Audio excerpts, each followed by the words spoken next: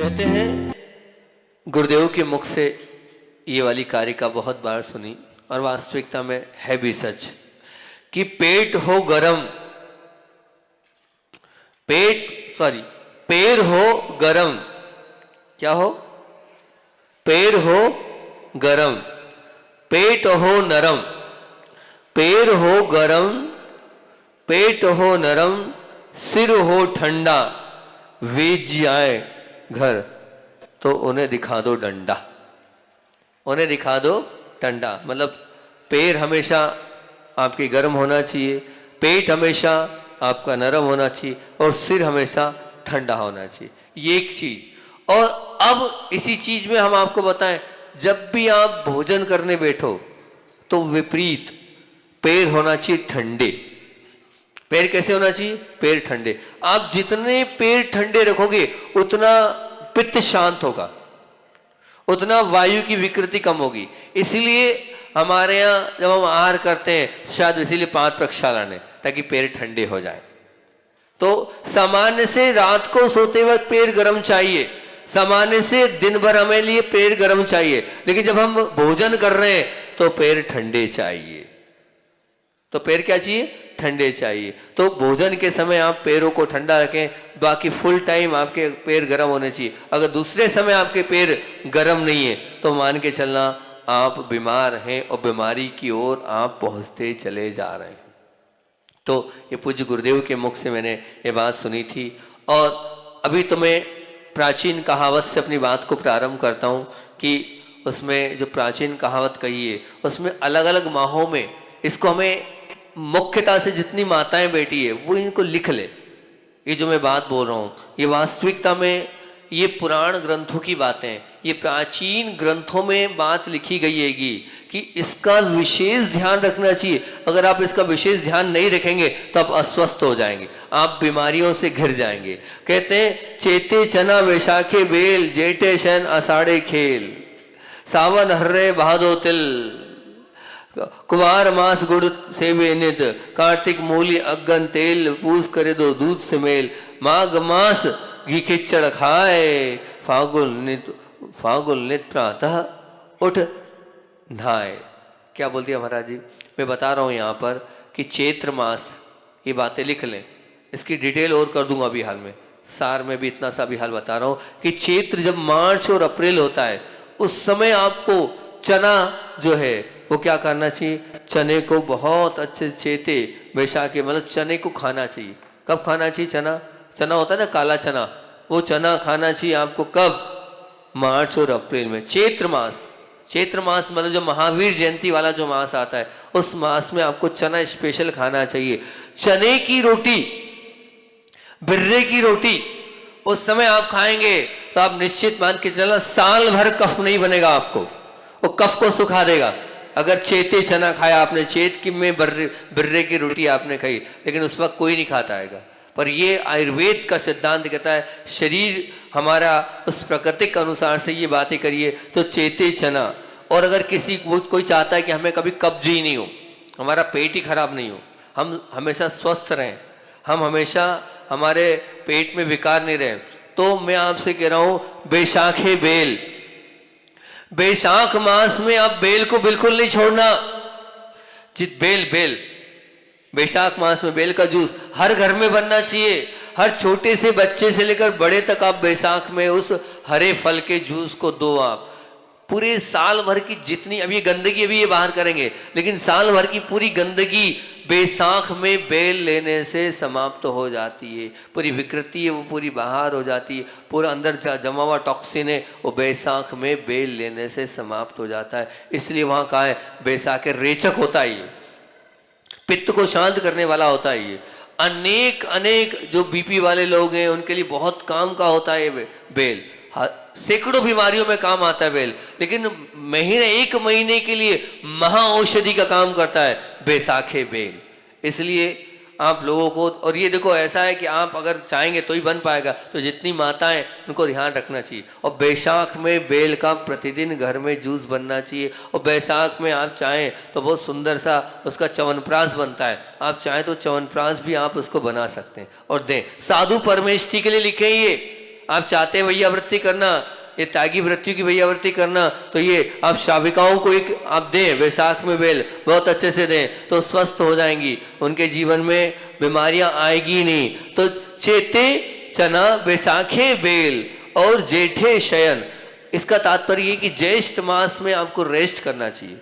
जेठे में कभी भी ध्यान रखना, कहते हैं आचार्य जी की जेठ मास में अनिद्रा वाली स्थिति नहीं होना चाहिए। जेठ में जितनी ज़्यादा हो सके उतनी ज़्यादा शरीर को आवश्यकता होती है नींद की, इसलिए आप उस समय रात्रि जागरण ना करें, जल्दी सोएं और जितनी ज़्यादा नींद ले सकते हैं उतनी जेठ में नींद ले लें, ताकि आपको, अगर आप नींद नहीं ले रहे हैं तो नींद से संबंधित समस्याएं आपको हो सकती है। तो जेठे क्या बोल दिया इन्होंने कि यहाँ जेठ मास में शयन, और आषाढ़े खेल का तात्पर्य आषाढ़ में आप जितनी मेहनत कर सकते हैं, जितनी एक्सरसाइज कर सकते हैं, जितना आप वर्क कर सकते हैं, जितना हार्ड वर्क कर सकते हैं, आप आषाढ़ में करें, है ना। उसके अलावा भी और भी जो कार्य होते हैं वो आषाढ़ में कहते हैं करें। और अगर आप वास्तविकता में वात, पित्त और कफ इन तीनों को समन करना चाहते हैं तो बिल्कुल उसको छोड़ना मत। श्रावण मास में क्या करना है, बोले हरण। माताओं, आप सबसे अच्छा तरीका बता रहा हूं कि एक महीना जो श्रावण मास आता है उसमें आप उस हर्र को लो, उस हर्र को लेकर हल्की हल्की घी में उसको सेक लो, और सेकने के बाद हर एक डब्बी में बनाकर दे दो आप। मतलब जितनी आप हर्र का सेवन कर लेंगे आप, तो तीनों वात भी, पित्त भी और कफ भी, तीनों शमन हो जाएगा। ऐसा ये मैं अपने मन से कुछ नहीं बता रहा हूँ, ये प्राचीन कथानक आया है, उस प्राचीन कथानक में आपके सामने वो पूरी प्रस्तुति कर रहा हूँ, मन से कुछ भी नहीं है। तो क्या बोल रहा हूँ आपसे मैं कि यहाँ पर आपको हरण, इसका श्रावण मास का तात्पर्य होता है जुलाई अगस्त, चैत्र मास का मतलब होता है मार्च अप्रैल, ठीक है ना। वैशाख का मतलब होता है अप्रैल मई, और जेठ का मतलब होता है मई जून। मई जून, वैसे मई जून में हम इतने ज़्यादा थक जाते हैं और वो व्यक्ति सोता ही सोता है, गर्मी में बाहर निकलता ही नहीं है। मई जून का जो सीजन होता है वो बाहर निकलने का नहीं होता है, लू खाने का नहीं होता है, वो वैसे भी रात्रि में भी वो जल्दी सोए और दिन में भी रेस्ट करे वो, इसलिए क्योंकि शारीरिक क्षमता उस समय जो है हमारी इतनी बचती नहीं है। मई और जून जो होता है ना, उस समय हम खा पाते नहीं हैं और खाने की क्षमता हम तो बचती नहीं, पीते ही पीते हैं, तो शरीर की क्षमता ज़्यादा वर्क करने की नहीं होती है। मैंने इस पर रिसर्च किया कि क्यों ऐसा मई जून में दिया है, किससे हो, तो क्योंकि हमारी शरीर की क्षमता मई जून में नहीं होती है। मई जून में जो है आप ये समझो कि हम ज़्यादा बल वाला काम करें नहीं, रेस्ट।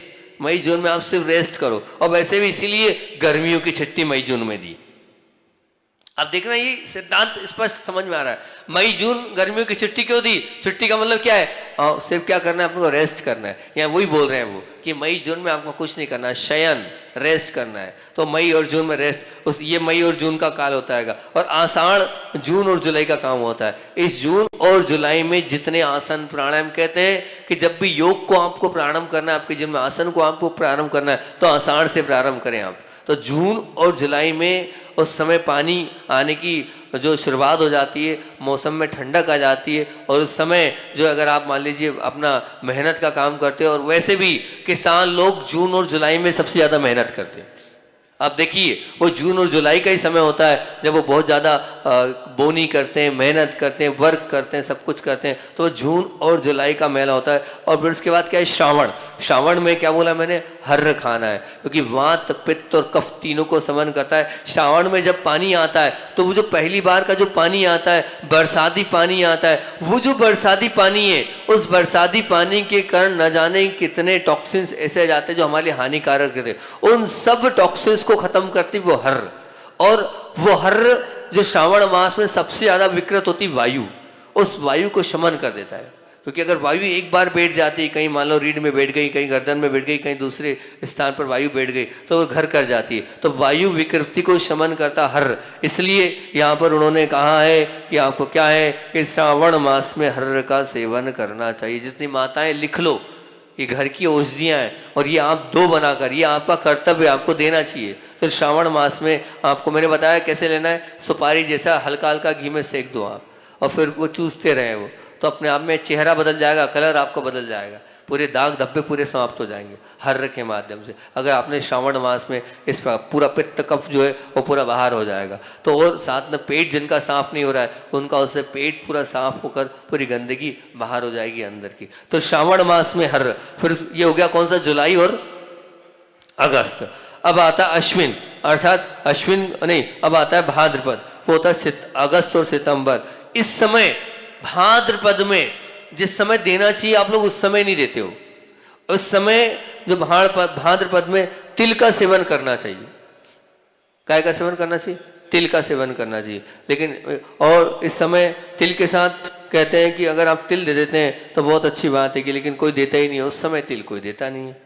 कब देते हैं? जनवरी में देते हैं। और यहाँ पर जो तिल के लिए जो बात कही गई है वो कब की कही गई है कि भाद्र मास अगस्त सितंबर में तिल का सेवन करना चाहिए, क्योंकि उस समय तिल के अंदर बहुत सारे पौष्टिक तत्व होते हैं और वो पौष्टिक तत्व जो होते हैं भाद्रपद में उसकी आवश्यकता होती है। और उसमें जो एक तेली पदार्थ होता है, वो जो तेली पदार्थ होता है वो तेल की आवश्यकता उस समय होती है भाद्रपद में, वो हमारे शरीर में पूर्ति करते हैं। इसलिए भाद्रपद में तिल का कहा गया है कि तिल का सेवन करना चाहिए। फिर उसके बाद अश्विन मास आता है, मतलब कौन सा? अश्विन मास जो अभी सितंबर और अक्टूबर में पहले गया, सितंबर और अक्टूबर में गया, उस समय गुड़ का सेवन करना चाहिए। काय का सेवन करना चाहिए?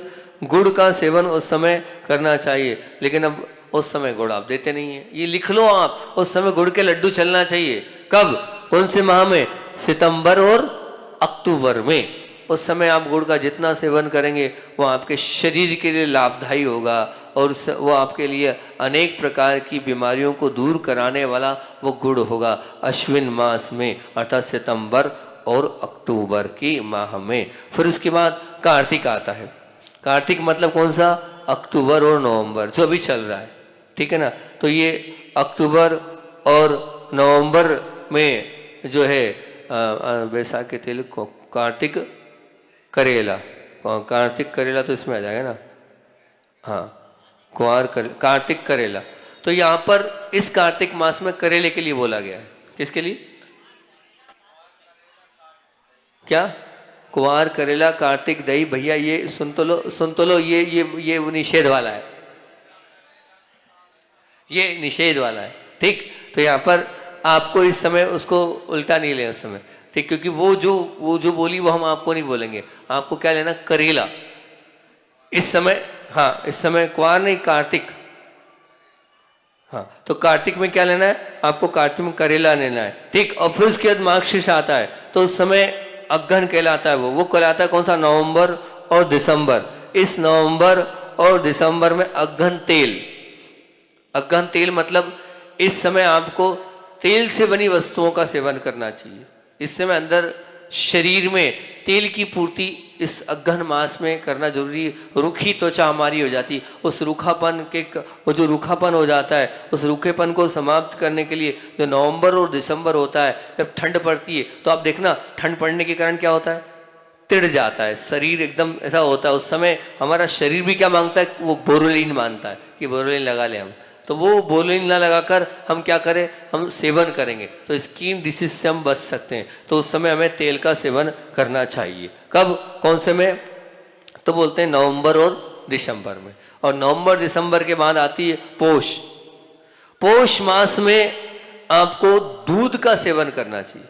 जितना दूध पियोगे आप उतना अच्छा है आपके लिए। कुछ कौन सा मास? पोष मास कौन सा कहलाता है? वो कब आता है? दिसंबर और जनवरी, अभी आने वाला है। तो इस दिसंबर और जनवरी में अत्यधिक आप जितनी भी दूध की मात्रा का सेवन कर सकते हैं बहुत अच्छी बात है। आप दूध के बने पदार्थ भी ले सकते हैं। दूध से मित्रता आप दिसंबर और जनवरी में करेंगे तो पौष्टिकता बनी रहेगी। शरीर के जितने विटामिन हैं उनकी पूर्ति होती चली आएगी। शरीर के अंदर की जो कमजोरियां हैं वो दिसंबर और जनवरी में दूध लेने से होगी। और मेरा मानना ये, दूध लो तो गाय का लेना, भैंस का दूध मत लेना, देशी गाय का लेना या गिर गाय का लेना, वो ज़्यादा लाभकारी रहेगा। भैंस का दूध तो जो है वो आपको निश्चित रूप से लोगे तो सही, लेकिन पचने में भी इतना ठीक नहीं रहता है और शारीरिक हानि उससे अधिक होती है। तो यहाँ पर बता दिया पौष मास में दूध और माघ। अब हो गया कौन सा? जनवरी और फरवरी। ये जो मास है घी घी खिचड़ खाया जाता है इसमें। तो घी खिचड़ जो है घरों में बनता भी है, इसी समय बनता भी है। जनवरी और फरवरी का मास होता है, उस समय घी खिचड़ खाना चाहिए। और फाल्गुन मास में प्रातः स्नान। ध्यान रखना, अगर बीमार नहीं होना है तो फाल्गुन में कभी भी सूर्य उदय के पहले उठ जाना, सूर्य उदय के बाद मत उठना। सूर्य उदय के पहले उठ जाना फाल्गुन, मतलब कौन कौन सा, फरवरी और मार्च में। और प्रातः सूर्य उदय के पहले स्नान कर लेना।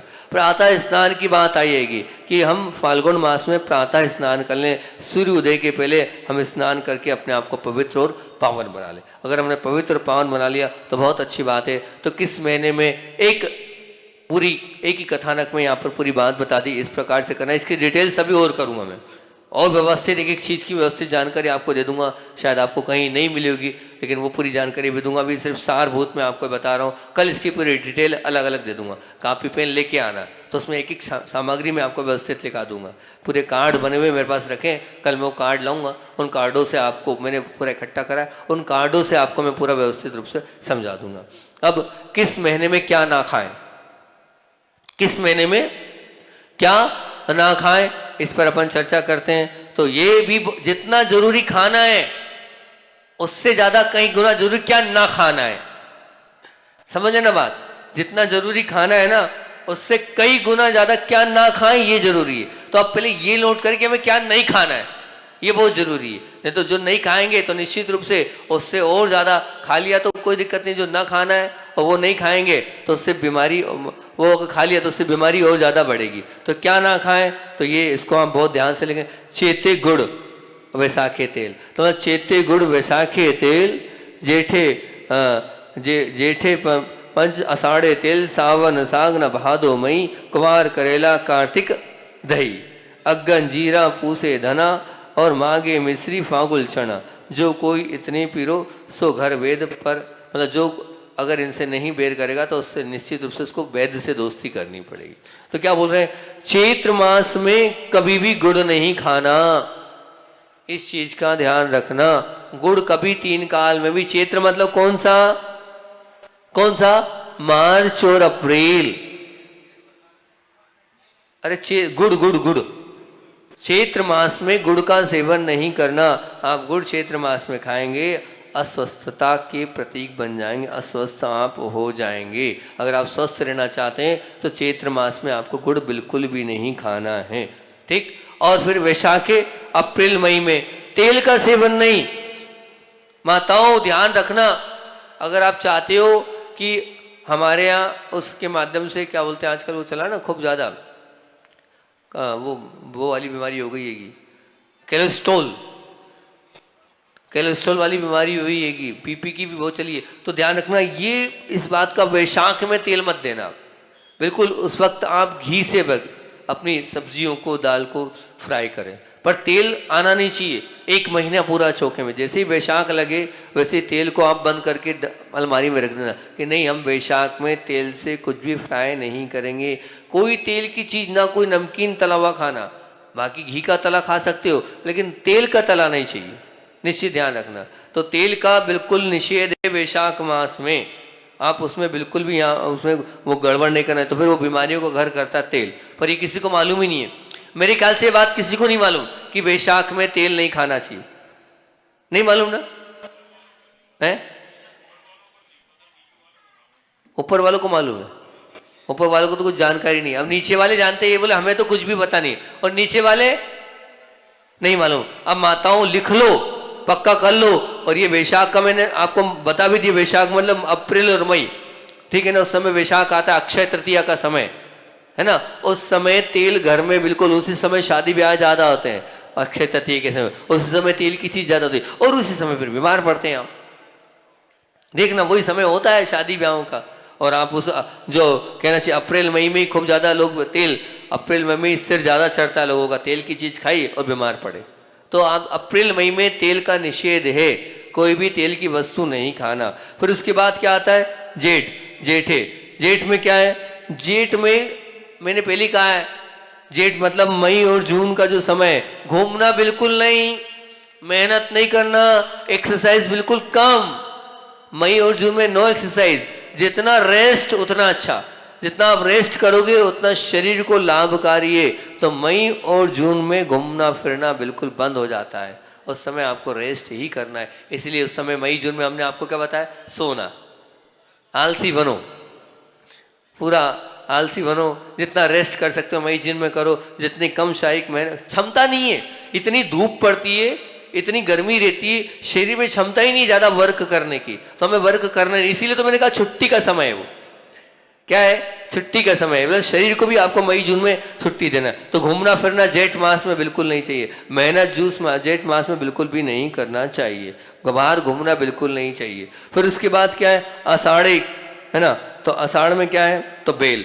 अब देखना उल्टा मामला कि बैसाख में हमने कहा खूब बेल खाओ, जितना खा सकते हो खाओ, आषाढ़ में बिल्कुल नहीं खाना, जस्ट अगले महीने में।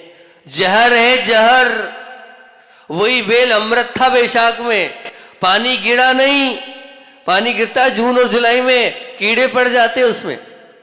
वही बेल में इतनी ज्यादा नकारात्मकता आ जाती, इतनी ज्यादा, और वो आपने अगर मान लो आषाढ़ में खा लिया तो मामला बिगड़ गया। आषाढ़ में बेल नहीं खाना, कब खाना है, बैसाख में ही खाना है। आषाढ़ के लिए उसको स्पष्ट, आषाढ़ में जो बेल टूटकर हम सुखाते वो भी मना किया है वेद्यों ने कि वो भी नहीं करना, ध्यान रखना। तो आषाढ़, एक बात और बीच में बोल दूं कि बैसाख में जब आप बेल खाओ तो ध्यान रखना दही के साथ मत खाना। अब खैर हालांकि अभी आगे बताऊं किसके साथ क्या ना खाना, वो भी एक प्रवचन पूरा कर दूंगा मैं, पर अभी याद आ गई तो ध्यान रखना, बैसाख में जब बेल खाओ तो दही मत खाना, बहुत आगे पीछे खाना, बहुत अंतर रख के खाना, नहीं तो क्या होगा, उल्टी और दस्त दोनों एक साथ हो जाएंगे, डिसेंट्री हो जाएगी। अगर आपने बेल को और दही को एक साथ खा लिया तो उसका मिश्रण ही नहीं है, वो दोनों एक दूसरे के विरुद्ध हैं। तो इसलिए आप या तो शुरू में और अंत में ले, या ले ही ना, एक ही वस्तु ले।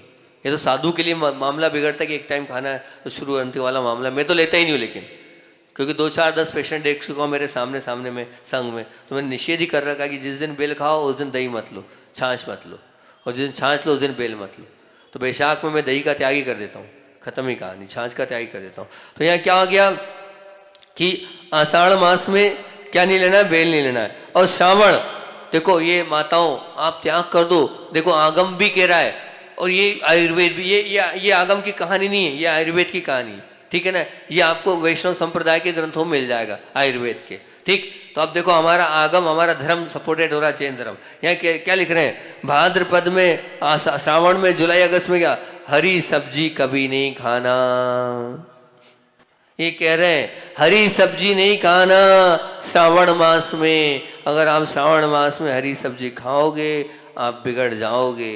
पानी की उसमें बहुत ज़्यादा मात्रा रहती, और श्रावण मास में पानी की आवश्यकता नहीं। और सत्तू भी नहीं खाना, दोनों चीज़ नहीं खाना, ना हरी सब्जी खाना ना सत्तू खाना, इस समय निषेध है। सत्तू भी नहीं खाना है, हरी सब्जियां, हरा जितना आप घर से निकाल ही देना, कोई नींबू नहीं, कोई मिर्ची नहीं, कोई हरी नहीं, बस हमको तो महाराज जी से हरी का त्याग करना है। कब, श्रावण में, अगर आप स्वस्थ रहना चाहते हो।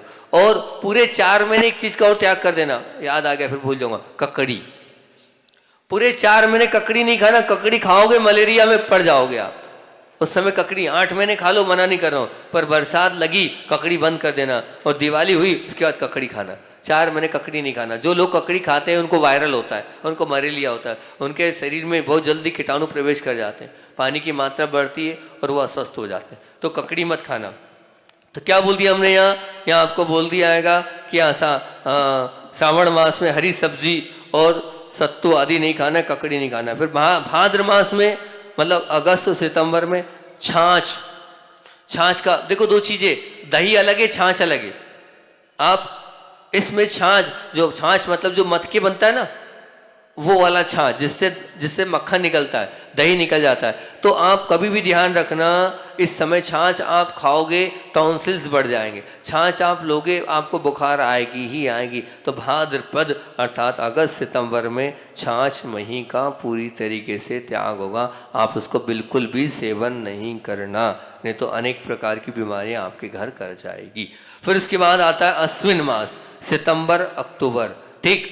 ये अश्विन मास कहलाता है। अब इसमें करेला नहीं खाना, ध्यान रखना। कुवार करेला, कार्तिक दही, उस समय नहीं खाना। और कार्तिक में करेला खाना है, भैया कोई कह रहे थे ना, तो कुवार में करेला नहीं खाना। यहाँ पर क्या लिखा कि ये अश्विन मास जो कहलाता है, इस अश्विन मास में आपको सितंबर अक्टूबर में करेला बिल्कुल भी नहीं खाना। ये करेला आपको, यूं तो करेला औषधि का काम करता है, लेकिन अगर इस समय खा लिया इतना पित्त बढ़ेगा, इतना पित्त बढ़ेगा कि उससे मैंने खुद ने देखा। एक बार एक मैं दे दिया था, पूरे शरीर में छाले पड़ गए। पूछा हुआ क्या, तो बोले भैया करेले की सब्जी। एक बार में, हाँ आपसे मैं पूछता हूँ, मेरी बात सुनना, मैं आपसे पूछता हूँ, बार बार पूछता हूँ, सबसे पूछता हूँ, मान लीजिए गोली हम कितनी सी लेते हैं? इतनी सी। अब इतनी सी में दर्द पूरे शरीर का ठीक होता ना। अब आपने मान लीजिए एक ही दिन करेला खा लिया कुंवार में, तो गए काम से, गए, कहानी खत्म हो जाएगी आपकी।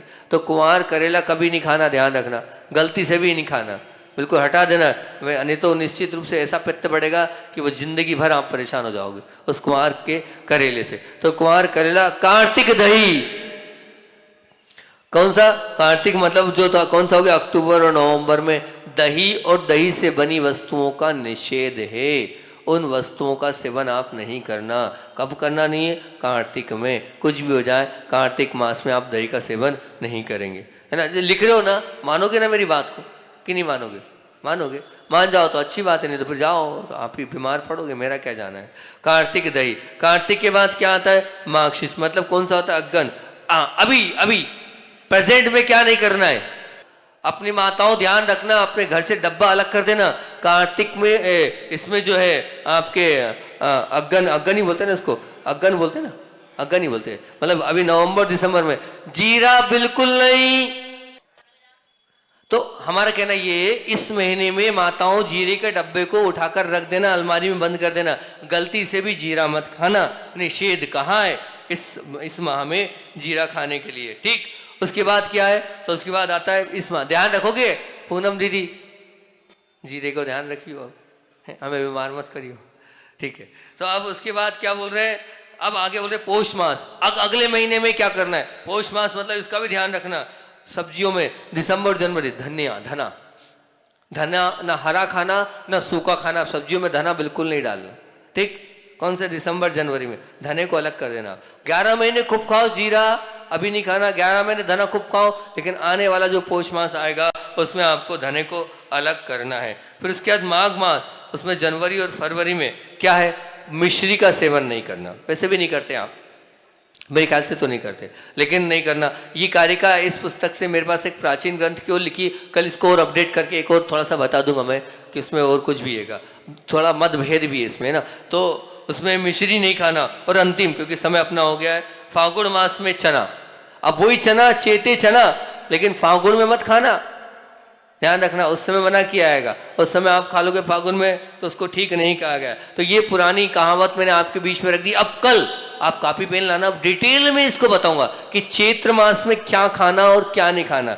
ये तो एक दो वक्तव्य से बता दी, जो मेरे पास कार्ड रखे, मैं आज लाना भूल गया, मैं वहां से बुलवाऊंगा, उस मंदिर में रखे हैं तो वहां से मेरे कार्ड बुलवाऊंगा। उन कार्डों से जो मैंने इकट्ठा किया है वो आपके सामने 12 महीने की कल जानकारी दूंगा। फिर आने वाले समय में कौन सी बीमारी में कौन सा अनुभूत मेरे पास जो उपचार रखा है वो उपचार आपको बताऊंगा। 1-2 मिनट लेट हो गया मैं, इसके लिए क्षमा चाहता हूँ। इतने ही रखते हैं। बोधि समाधि परिणाम सदृश आत्मोपलब्धि शिष्यों की सिद्धि चिंतामणि चिंतित वज्ञान तावद मानस।